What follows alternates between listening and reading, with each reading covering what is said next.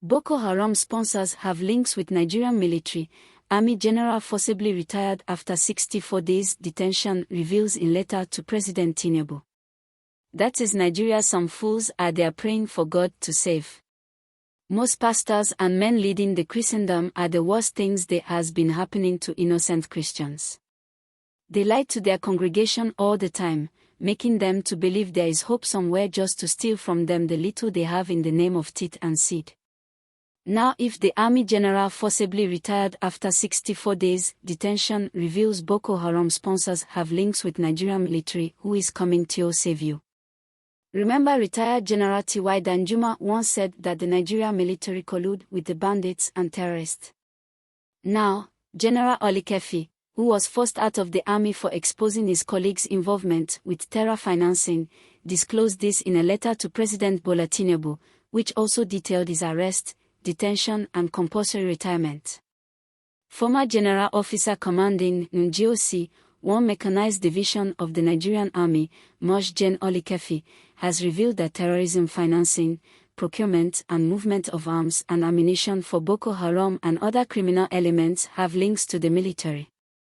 General Olikefi, who was forced out of the army for exposing his colleagues' involvement with terror financing, disclosed this in a letter to President Bola Tinubu, which also detailed his arrest, detention and compulsory retirement. The most worrisome aspect was that some of the individuals involved in terrorism financing of Boko Haram terrorists and who were also involved in procurement and movement of arms and ammunition for Boko Haram and other criminal organizations had links with the military, he stated. Olikefi, who headed Operation Service-Wide, OPS, set up by former President Muhammadu Buhari to investigate those involved in terrorism financing, said his arrest, detention and compulsory retirement followed the report of his team, which exposed the involvement of senior government officials, a top banker and top military brass in terrorism financing. Olikefi, in the letter published by This Day, revealed that he headed a Presidential Investigative Task Force, Instituted Board of Inquiry, BOI, convened by Major General B.M. Monguno, RTD, the former National Security Advisor, NSA, which sat in the office of the National Security Advisor, ONSA, for 5 weeks from early January to late February 2020. I was the president of the BOI with members/secretary drawn from the NCS, NIS, DSS, NIA, ONSA, NFIU as well as from the Board of Inquiry, which largely conducted its work as an investigative body tasked to investigate circumstances surrounding the illegal smuggling of petroleum products contained in 168 oil tankers into Benin Republic through a single smuggling route in Ilisa Babra in Kwara State, he said. He said the BOI went further to uncover 295 oil tankers that conveyed premium motor spirits, PMS, and the major smugglers identified. The petition stated that the BOI made a significant discovery regarding the relationship between the smuggling racket, the terrorism besetting the Northeast, and the banditry/kidnapping for ransom, which was at its formative stage in the Northwest and part of North-Central geopolitical zones. This, he claimed, included the illegal mining of minerals in the Northwest and North-Central and large-scale laundering of mostly funds meant for counterterrorism/insurgency operations that were ongoing mostly in the northern regions of the country.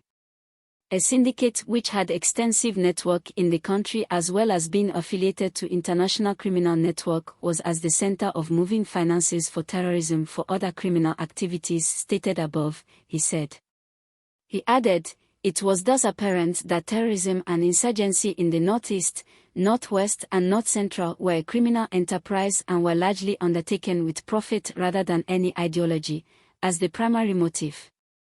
Thus, we, at the BOI arrived at the obvious conclusion that progress cannot be achieved except the financiers, collaborators, supporters and the leadership of the terrorist and insurgents groups are identified and the network dismantled, he said.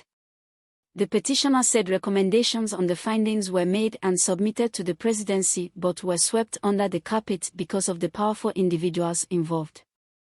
The petition said the operation successfully infiltrated the leadership of terror groups in the Northeast, which culminated in their decimation, adding that key terrorism financiers were linked to the individuals convicted for terror financing in UAE. The petitioner noted that trouble started when the task force became victims of unfair attacks, including starvation of funding for its operations. This substantiates the argument that some powerful persons in an outside government as well as from the military were uncomfortable with the task force and specifically my humble self as commander, he said. The petitioner said the death of Lieutenant Gen Ibrahim Atahiru, under whose tenure he served as GOC, dealt a blow to the task force as the new army chief, Lieutenant Gen Farouk Yahaya, removed him as GOC 1 Mechanized Division, Kaduna. He noted that subsequently, the presidency, the AGF became less helpful. According to him, the entire episode culminated in his arrest and detention for 64 days in solitary confinement, where he slept on the floor with consequent health implications. He lamented that the most painful part of his experience was that President Buhari, who approved his headship of the task force, did not come to his rescue. Begging President Tinubu for his intervention on the matter, he said, "Kindly cause an investigation into the circumstances surrounding my arrest, detention, maltreatment and compulsory retirement from the Nigerian Army." He also sought a review of his compulsory retirement from the Army and that it should be commuted to voluntary retirement as well as approved compensation for the expenditure incurred by the task force in hiring vehicles and quarters. This should include compensation for the pains and injuries suffered while incarcerated and approval of personal security, he said.